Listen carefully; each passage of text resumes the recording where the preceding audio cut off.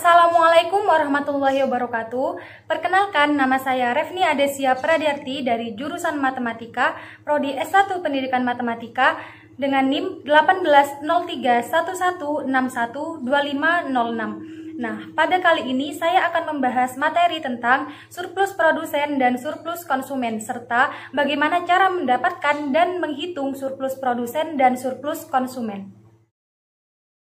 Nah, kita awali dari pengertian surplus konsumen dan surplus produsen itu sendiri. Sebelum itu, kita harus tahu dulu, apa sih surplus itu? Secara singkatnya, surplus merupakan jumlah yang melebihi dari hasil biasanya, berlebihan atau sisa, serta bisa disebut juga surplus merupakan keuntungan. Nah, apa sih surplus konsumen itu? Surplus konsumen merupakan perbedaan antara kemampuan dari seorang konsumen untuk membayar barang atau jasa dengan harga yang sebenarnya ia bayarkan. Contohnya, suatu konsumen akan membeli sebuah laptop. Nah, ketika ia akan membeli laptop tersebut, ia mendapatkan diskon 10%. Jadi, harga yang ia bayarkan adalah 8 juta dikurangi 10%. Nah, 10% dari harga tersebut disebut sebagai surplus konsumen karena merupakan keuntungan dari konsumen tersebut. Sedangkan konsumen tersebut sebenarnya mampu membayarkan harga yang sebenarnya dari laptop tersebut. Setelah itu kita lanjut ke surplus produsen.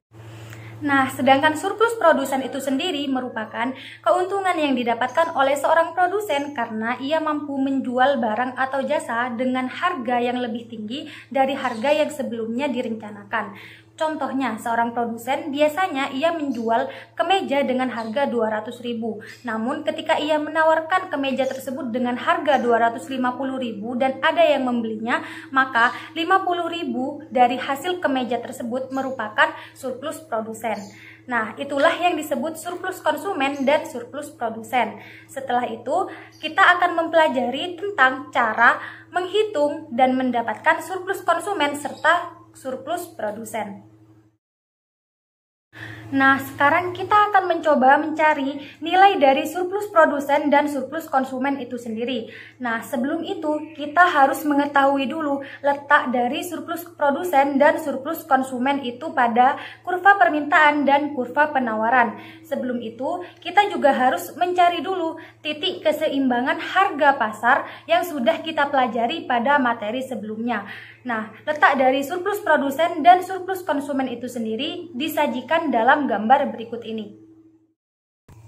Pada gambar yang disajikan, letak surplus konsumen adalah pada gambar yang berarsir merah, sedangkan surplus produsen adalah pada gambar yang berarsir biru. Kita sudah mengetahui letak dari surplus produsen dan surplus konsumen pada gambar yang telah disajikan tadi. Setelah itu, kita akan mencoba menghitung nilai dari surplus produsen dan surplus konsumen pada soal yang telah disajikan. Pada kali ini, saya mempunyai contoh soal berikut ini.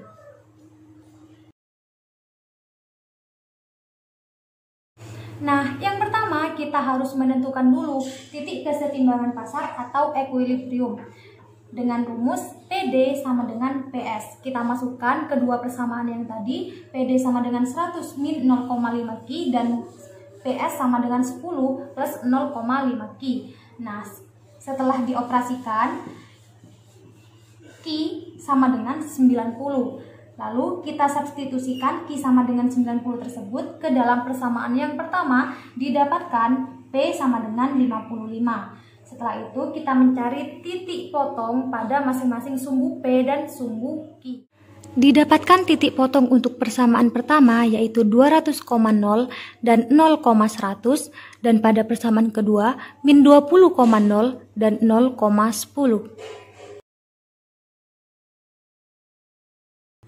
Setelah tadi kita menghitung titik potong dan equilibrium pada persamaan tersebut, didapatkan equilibrium pada 90,55. Nah, kita tahu bahwa letak dari surplus konsumen adalah pada segitiga di sini. Dan surplus produsen terletak pada segitiga yang di bawahnya. Maka, untuk mencari nilai dari surplus konsumen dan surplus produsen, maka kita harus mencari luas segitiga. Luas segitiga, misal di sini O, E, dan A.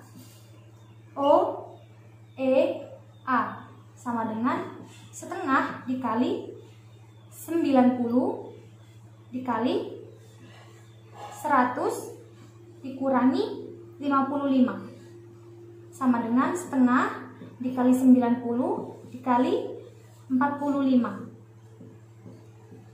Hasilnya surplus konsumen adalah 2025. Seperti itu.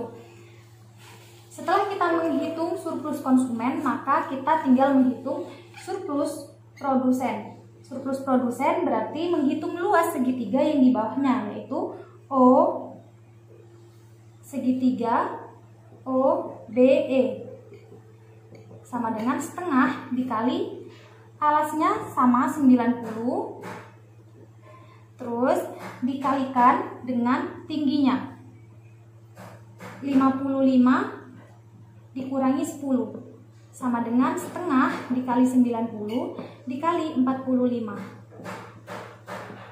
Hasilnya adalah 2025. Ini merupakan hasil dari surplus produsen.